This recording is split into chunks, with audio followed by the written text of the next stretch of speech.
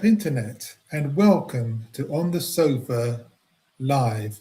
If you're new, do subscribe and hit the bell icon to stay in the loop. This story is from The Canary by Willem Moore. Farage finished following new undeclared benefits scandal.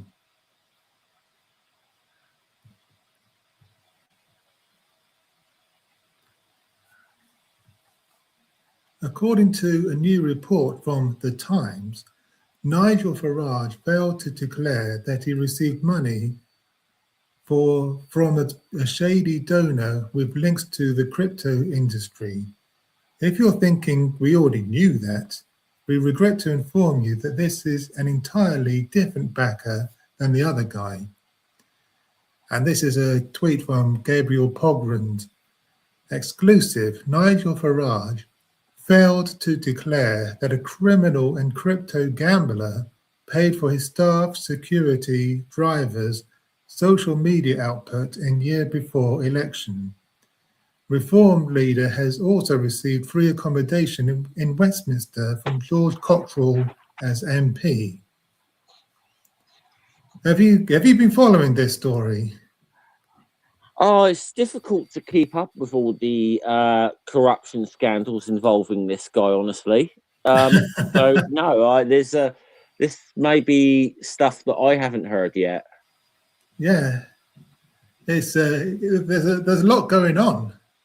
It's one thing after another. It's all coming out of the woodwork now. Yeah. But basically, it's come out that he, as well as receiving this £5 million gift from this crypto billionaire, he's also been receiving donations from this, from this guy known as Posh George, and who's also into crypto. It's a crypto gambler. Yeah. And he's actually done time for fraud. What? Somebody involved in crypto been done for fraud? Say it ain't so. Anyway, the article goes on. Undeclared all the way down. As Pogrund said, the donor in question is George Cottrell. Cottrell is an aristocrat with a criminal record, who's involved in an offshore crypto gambling platform implicated in potential criminal betting in the UK. As you might have guessed, he's currently angling for a pardon from President Donald Trump, a good friend of Farage's. There are two key issues for Farage. Firstly, Cottrell's criminal record, and secondly, the fact that Farage didn't declare the benefits after being elected.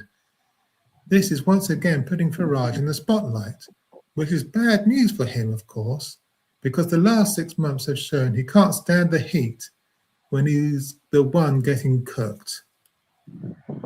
No, well, this guy, he'll take money from anyone at this point, you know? Yeah, exactly. You know, honestly, he does not care where. I would say, though, if this crypto guy is thinking Farage is going to get him access to Trump for a pardon, he might have backed the wrong horse there, because I don't think Farage quite has the influence there that some people think he has. But yeah. This is a tweet from George Mann. The front page of the Sunday Times from Gabriel Pogrund and the Insight team revealed Nigel Farage secretly funded by a convicted criminal. And you can see the front page there. To be fair, the weird thing is, this guy probably isn't the worst person that's funded Farage, to be honest. But probably you're probably right. I think we're just in the tip of the iceberg here. I think there's going to be more revelations to come in the near future. Yeah. As Pogram added, rules say any benefits received in 12 months before election and that benefits exceeding £300 potentially related to politics must be declared. The Times piece itself provided further details on what Farage received, noting the Reform leader received in-kind benefits ranging from his back office to his private security, staff, transport and accommodation. I'm honestly at this point though with Farage, like I'm just wondering that the next time he does one of his quote unquote like addresses to the British people, that before he gets to his point, he's going to do a promo for Raid Shadow Legends. You know, at this point, it's like this is like how he said this man, he'll take money from anyone, anywhere, and this guy is, I mean, yeah, not just his MP salary, but you know, all the donations, all his little like after dinner speeches and stuff that he's getting thousands of pounds for, his job on GBBs, his job on Sky News Australia as a commentator. Yeah. And the thing is, it's like, I think anyone seriously studies this guy, you realise he's got absolutely nothing of substance to say about anything. No, he hasn't. It's all style and no real substance. Yeah.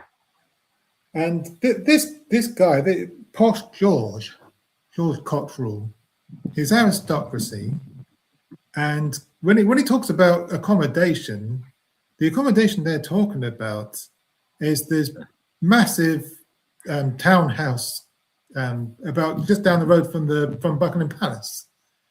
Yeah. Where he's allowed Nigel Farage to stay. Isn't it the like ultimate fall of the? In a way, I'd say this is the greatest fall of the aristocracy ever into the sort of bourgeoisie class that they have to revert to crypto scams. Yeah. You know, I don't honestly, you know, I almost kind of feel like, I almost feel like, you know, Lenin couldn't have done a better job of like humiliating the aristocracy, honestly, than the way they kind of debased themselves. Yeah, exactly. And Farage has framed this by-election as the people versus the establishment. My brother in Christ, you are the establishment. You are multi-millionaire. Okay.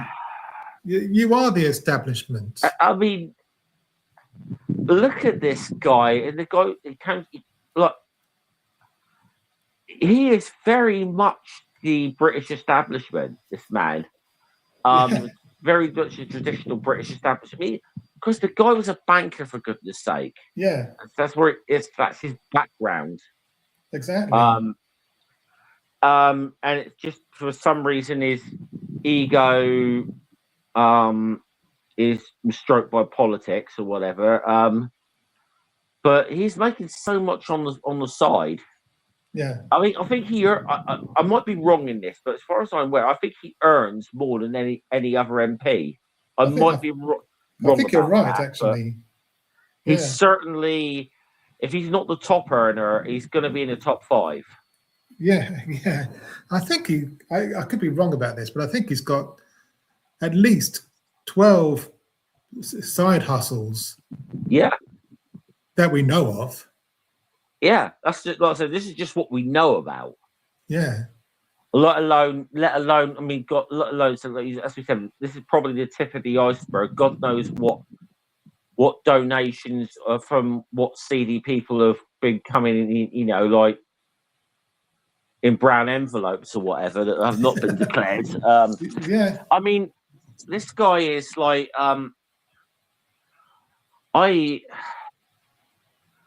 this guy is like Alan Bastard made real.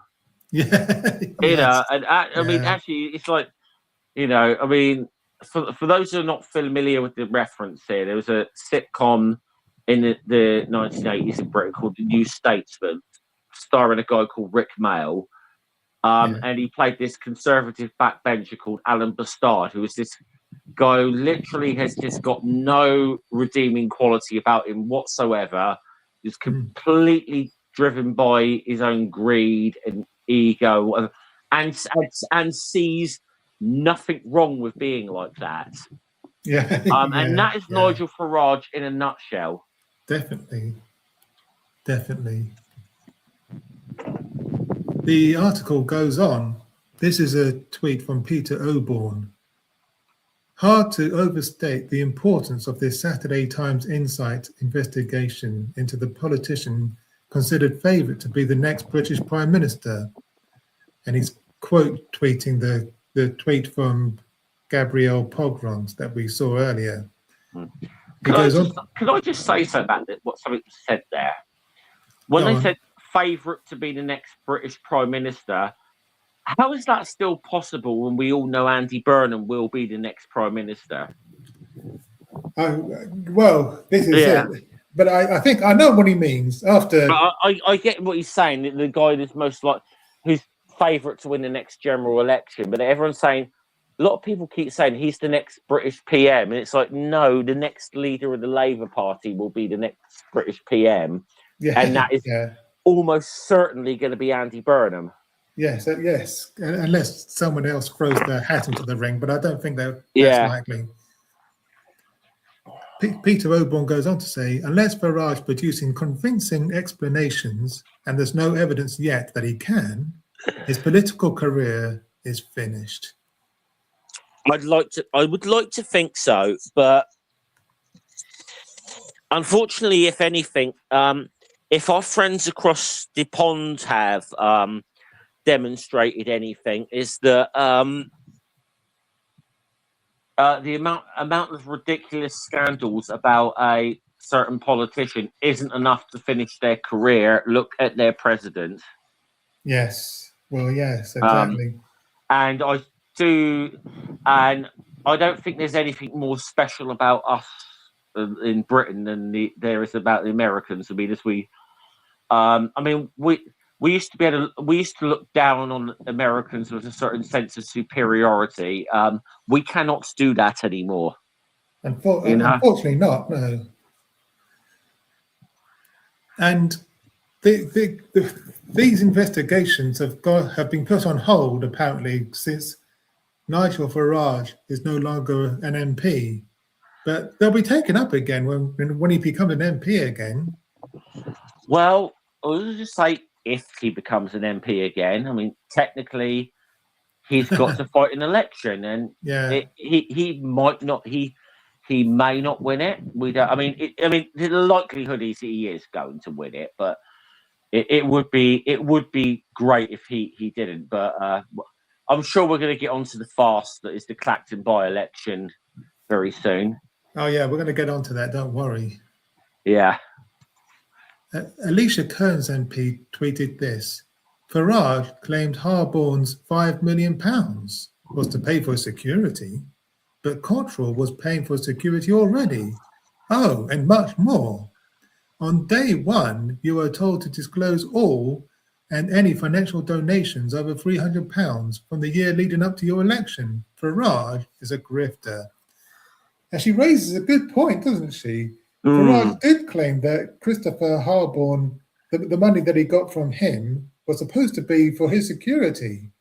But now we know that George Cottrell, Posh George, was paying for his security already. So which is it? Well, I don't know. I mean, maybe this is why there's been a couple of people who've gotten close to Trump, with shooting attempts or whatever. That Farage has hired all Trump security away. Who knows? Maybe, yeah.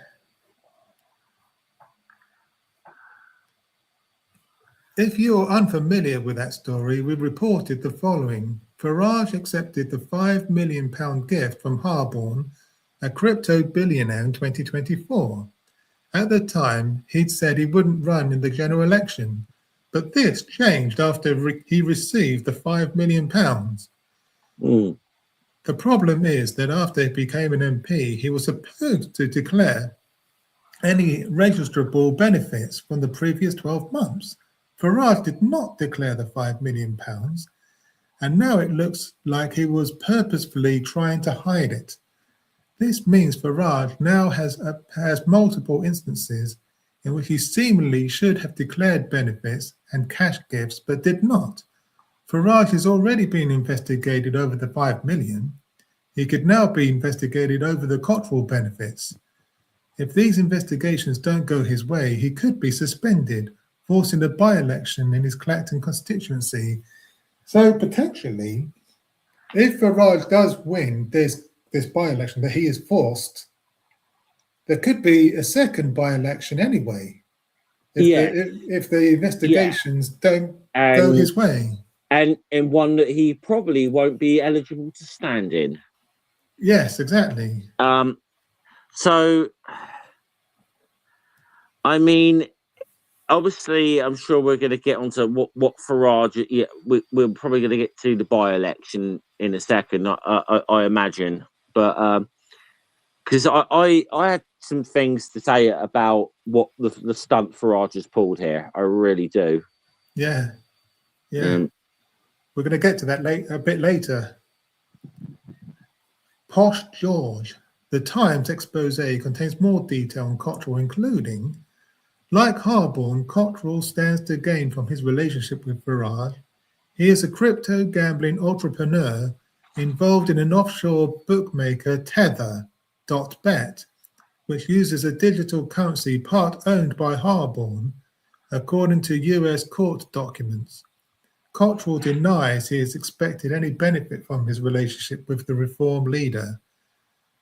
Reporting on these potential gains, Ed Sykes wrote for the Canary, the Standards Watchdog Commissioner has received a request to investigate whether Nigel Farage lobbied the Bank of England on his billionaire sugar daddy's behalf.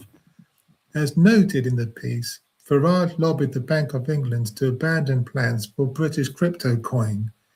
And this stinks. The whole thing stinks like yesterday's diapers. Because such a coin would have negatively impacted a figure like Harborne. The Times also reported, it is unclear what due diligence, if any, Farage performed before accepting Cottrell's help. Farage knew he was a convicted felon because the pair were travelling back from a Trump rally in Cleveland, Ohio, in July 2016 when Cottrell was arrested and charged with 21 offences for his role in a dark web money laundering plot. He later pled guilty to wire fraud and spent time in prison in Arizona.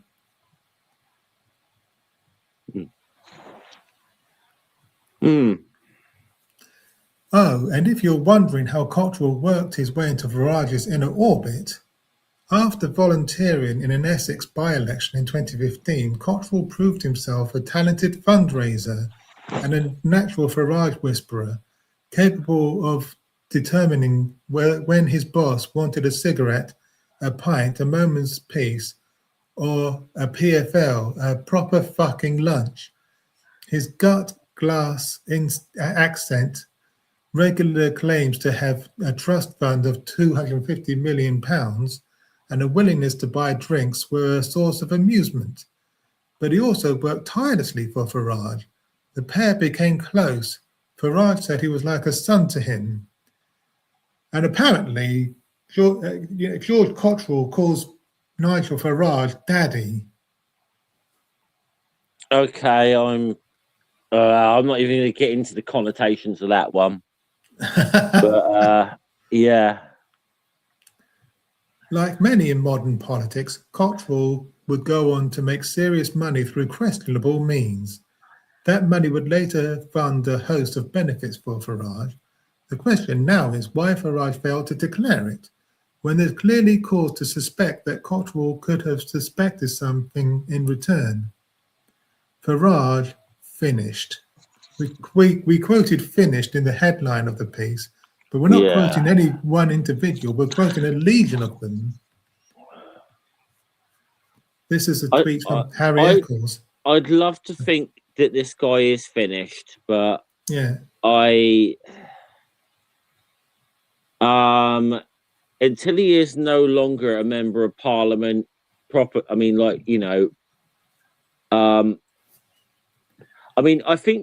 he will inevitably fall, and I'll tell you why is that I think the problem is if Reform becomes a major political party. This is the thing that happened with now.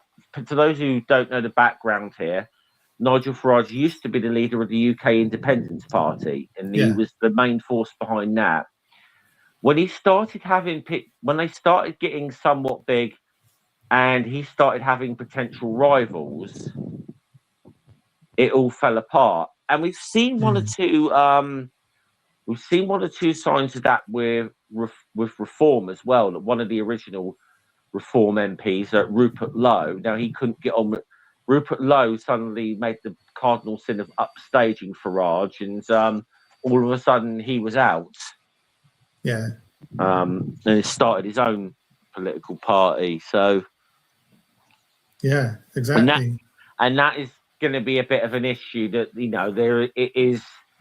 it is a cult of personality around Farage. Yeah. Yeah, this is it. The article finishes, while we can't say this will be the final nail in Farage's coffin, we can say this. There are an awful lot of nails at this point. Yeah. I mean, he won't be able to run for this forever. He's going to have to face up to this at some point, but what he's done this week is just a completely pointless PR stunt. And it is the classic. He's trying to play victim here. Yeah, exactly. That's his MO, isn't it? He always plays the victim. Yeah, and at the end of the day, if he's got nothing to hide, cooperate with the blimmin' inquiry that's going on. Yes, it's that simple.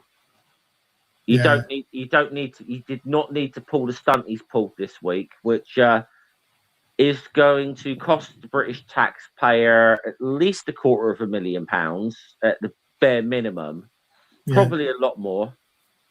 Oh, and apparently, I don't know if you heard this. He's saying that so obviously this has been brought up to him in the last sort of 24 hours or so. And so he's offering to pay the costs of whatever the by-election costs, which is like, well, he could take that out of this £5 million quid donations, then, couldn't he? Yeah, exactly. Yeah, good. But I don't think these investigations are going to go anywhere anytime soon. But let me know what you guys think in the comments. If you've made it this far, thanks for watching. And please do me a favor and like the video. Subscribe if you haven't already. And do leave a comment, because that would really help me out with the algorithm. Okay, bye for now.